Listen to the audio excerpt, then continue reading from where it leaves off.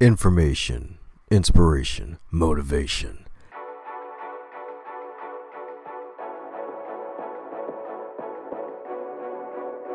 You're now listening to the Going North podcast, where you're going to get all three of those things and more. I'm your host, author, speaker, and book enthusiast, Dom Brightman.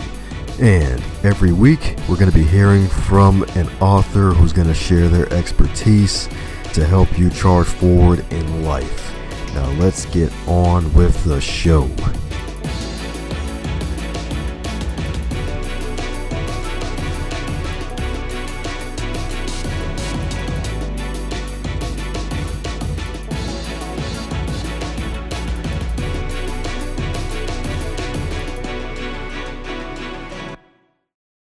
On the Going North podcast, we like to show gratitude to those who are awesome human beings.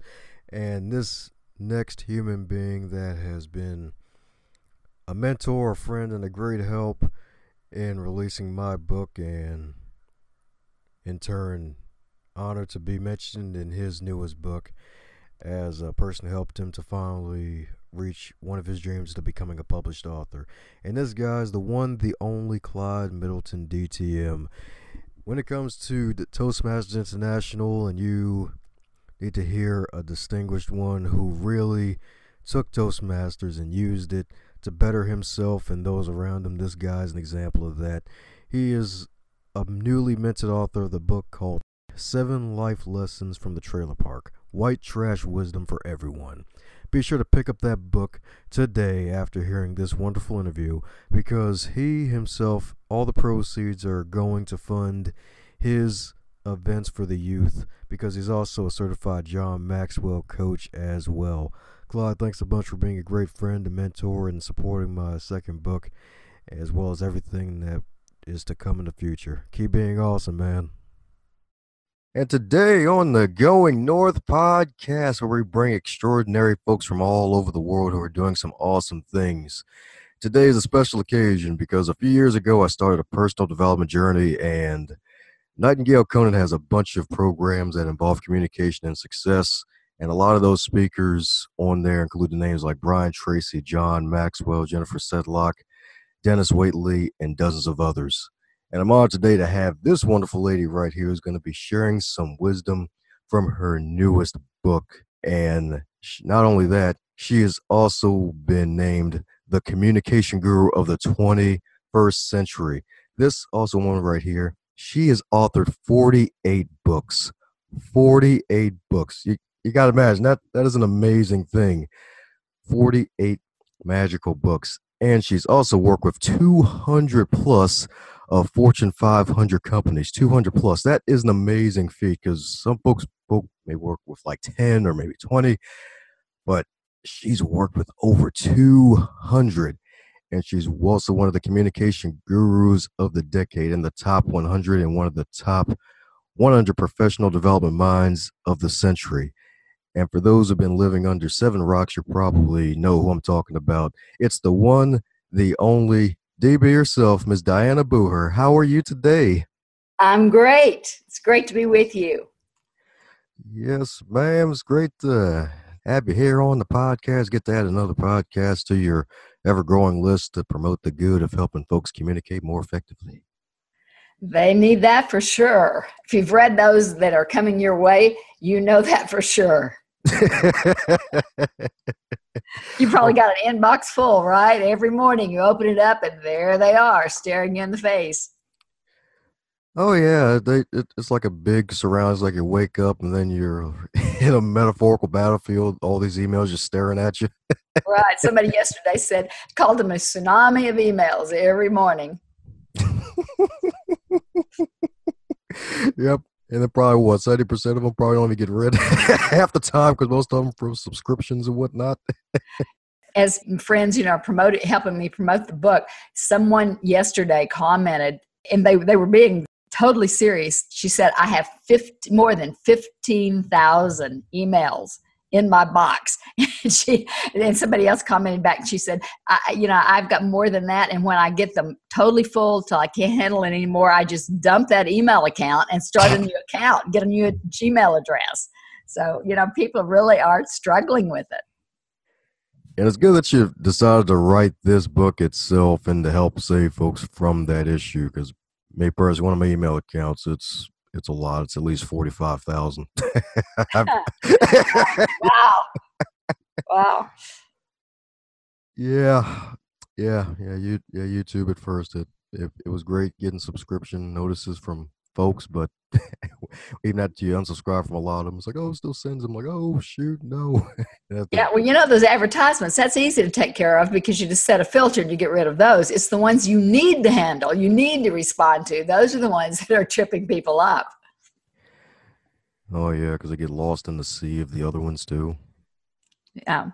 So those are the ones I've got a strategy. The whole first chapter is a real strategy for reducing those. Those are the ones that really can ruin your career because you're not handling them appropriately, and they're there, and people are saying, why is this guy not getting back to me? Why are they sending me this trivia? Why do they keep copying me incorrectly? Why do they keep, blind copying when they're not supposed to? And it's all the ones that you need to see.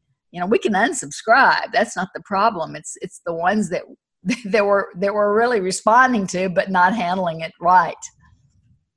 Yeah, you were definitely right about that. And I love the fact that in the book too that you mentioned how a good way to combat the reply all feature that some folks misuse a lot.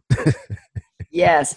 Yeah. In there, I talked about the fact that you're cluttering up not just one person's box, but when you use that inappropriately, you're cluttering up 17 other people's inbox. And what you should do, of course, instead of sending all these meaningless replies. Let's say somebody sends out an email and they say, I've got to send this report up to headquarters. Would you look at it? If you want to make any changes or delete anything, let me know.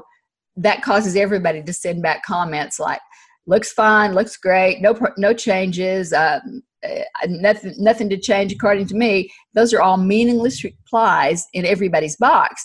But you're the one, the writer, is creating the problem. If you don't want those kind of meaningless replies, what you should say is, I'm attaching this report. Please look at it. If you have anything to add, reply to me directly.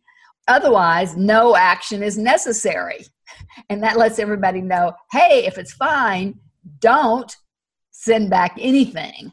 And that lets everybody else off the hook. And you're only going to get back a comment if it has meaningful, substantive information.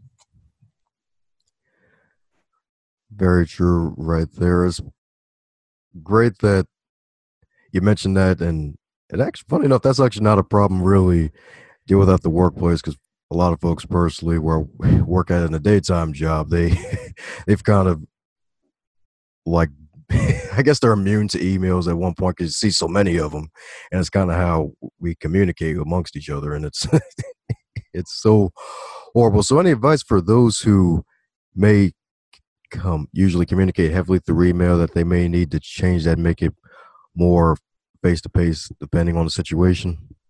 Well, there are a lot of times that you really should be face-to-face rather than email. And it's really counterintuitive. And that is when you need to persuade someone and they are going to lose face if they come back to you. And people frequently think, well, I need to go talk to them face-to-face to persuade them. But they're going to be reluctant because they're going to, have egg on their face if they just change their mind immediately. So a better approach many times is to write them and say, here's what I think, or here's what I want you to do. It gives them time to think over an alternative approach and change their mind, and then come back to you with a face-saving excuse, so to speak, a reason that they've changed their mind. So if you're just hitting them cold, they have to have a reason to change their mind, so to speak. So if you write them, you give them time to think it over and come back with, well, the reason I'm changing my mind, you're right, and you have different updated information. And of course, with that information, yes, I agree with you. So that's sort of a counterintuitive reason that you might write them first before you talk to them. And there are other reasons, of course, that you would talk to somebody. If it's, you need to see their reaction. You need to see their body language. When you're writing and you say, we're transferring you to Anchorage, Alaska, they may tell you yes and say, fine, I'll report there next week. But you could tell, you can't see the reaction. But if you're sitting there and they're saying yes, but their body language is saying, no way, I'm going to be looking for a job immediately, then it's not going over well. So that would be a time that you should talk face to face. And of course, another time, if you're doing what I call a soft reprimand, when you put something in writing and you're trying to correct someone, you're their supervisor, they tend to brood about it and think, why did they write this? Is it really serious? I mean, is this going in my employee file? If you talk to them, they don't have time to brood about it. You're just, softly correcting them, softly saying, hey, this didn't work out well. I want you to do it in a better way. You can say it with a smile, with a cordial tone. Then they think, okay, it's just a minor issue. I'll make a correction. It's not the end of the world, And that's another reason for talking rather than putting it in writing. Yeah, that's true itself. And it doesn't give folks time to brood over it. And some folks have been on the other side of that. And sometimes it can kill their confidence in a way. It's like, oh, man. Yes. They'll realize they haven't, done the unpardonable, and it's not going to be something that they can't recover from. Well, in addition to basically unsubscribing to other things and making sure you have the right filters in place, what will probably be probably the biggest takeaway from at least this whole process of all the research and getting this book out to people? What will probably be the biggest lesson you learned with not only writing this book, but also talking about it and informing others about it? One of the things that I was astounded from the research when we did the survey, nationwide survey with University of Northern Colorado, their social research lab, we interviewed people from 30 different industries across the country. And what we found, which is astounding to me, is that 42% of the respondents spend more than 3 hours a day on email. And I find that just astounding. The average person spends according to a McKinsey study, spends 2 to 2.5 hours. But 42% of us are spending more than 3 hours a day. And that's a huge productivity problem. If you're spending that much time on email, unless your job is, like a customer service rep, and that's what you do all day is answer email. If you're spending that many hours on email, you can't get your core work done. If you're an accountant and you're writing a feasibility study, or if you're an engineer and you're working on a core project, if you're always being interrupted by ding, ding, ding, ding, that little bell that clicks every time an email comes in, and you jump and answer those emails, you're constantly interrupting your own thinking, and your work is going to suffer, the quality of your work. So that was an astounding finding from the survey we did.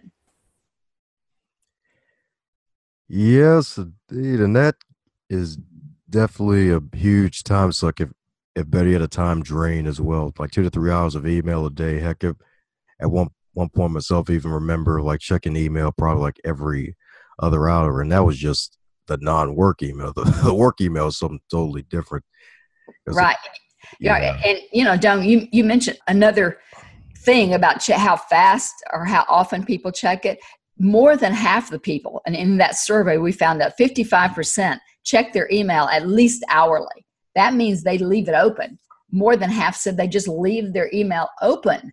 And the better practice, of course, is just to check it 2 or 3 times a day.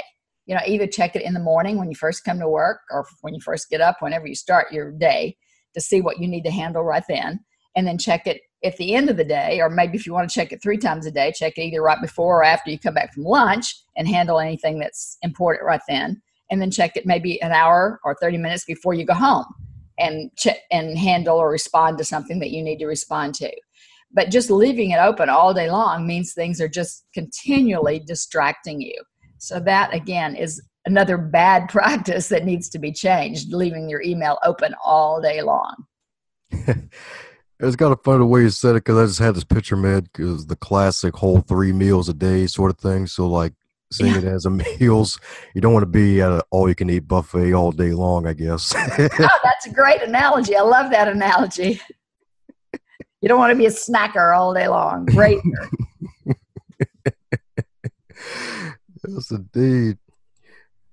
Well, some powerful tips, and even more of them can be found in your wonderful book, ebook, and audiobook. So, in addition to all the wonderful knowledge you have, if you were to wake up tomorrow and you were 25 in the current year of 2019 with all of your knowledge and experience, what advice would you give to yourself? I would say to establish your expertise and your brand immediately. If you're copying somebody else who's an expert in something, you will always be known as a copycat and also ran. So I think the best way to do that is, of course, writing books, because that puts you on the map for your career for the rest of your life. And that's why I continue to write books, and have written this last one, Faster, Fewer, Better Emails. It's just, I did my primary research, and that's what I've always done, rather than making cold calls as a marketing technique. I've always tried to do the primary research with my clients, and then find out everything I can about that expertise, and then to document that expertise by writing a book. And I think that's the best way to build your career. And build it that you did. 48 books. Forget about a six-pack. You got a 48-pack going on right there. Got a 48-pack abs right there. Well, that's what I teach people to do. I mean, now that I'm writing, and I sold my training business, I built a business and sold my business about 18 months ago. And now I teach other people, coach other people who have an expertise in some area to write their own book and get it published by a major publisher, not self-publishing, but get it published by a major publisher. So that's what I'm all about, building your personal brand so you get promoted or sell your product or services by establishing your expertise. You read my mind, because that was actually going to be my follow-up question. What's next for you? Because I know you publish at least 2 books a year minimum.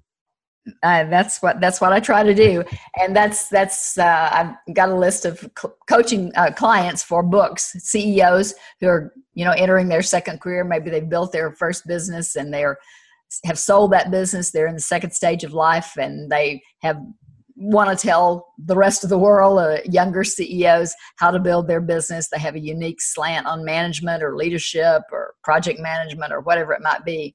And so I'm helping them get the word out by selling their major book, their bestseller, their novel, or whatever. And so I'm helping them by coaching them and writing and publishing their book, selling it to a major publisher, and continuing to write my own books. So I have a whole folder full of next ideas. It's getting to them that's the issue.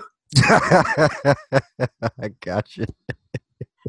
And that folder's probably as thick as a Mack truck, probably. It's bulging, that's for sure. Woo. Well, definitely going to put all your wonderful websites and stuff in the show notes. Is there anything else you would love to leave with the wonderful listeners about you and all that you do? Just don't let email sap your productivity. Hey there, buddy. Looks like you made it to the end of this episode. Since you made it to the end of this episode, do both of us a favor and stop being greedy.